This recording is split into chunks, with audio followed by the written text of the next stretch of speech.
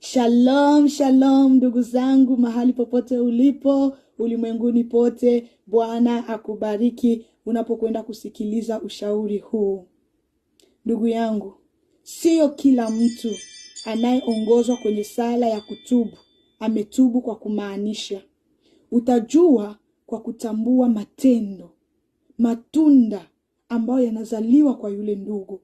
Mtu anaweza kusikiliza neno la Mungu, mtu anaweza kuhubiri neno, mtu anaweza kalia katoa machozi kabisa.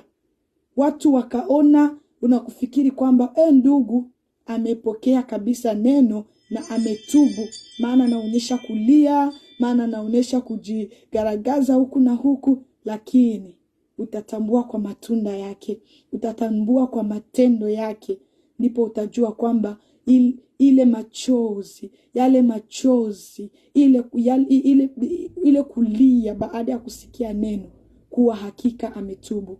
Wengine wanakwenda tu pale mbele, mtumishi wa Mungu anapoalika nani ambaye yuko tayari kuomba msamaha, kutubu, kuombewa ili aweze kuachana na dhambi. Unakuta wengi wanakwenda, wanalia au wanashuka chini, wanapiga magoti, lakini hapo hawezi kujua kweli huyu mtu amempokea Yesu. Utajua kwa matendo, kwa matunda ya ule ndugu. Kwa hiyo ni kuzidi kuombeana watu wanaposikia neno la Mungu, kuombea Mungu aweze kuwagusa, wapate kuokoka kweli kweli na watubu kwa kumaanisha. Na jina la Bwana litatukuzwa. Bwana akubariki sana.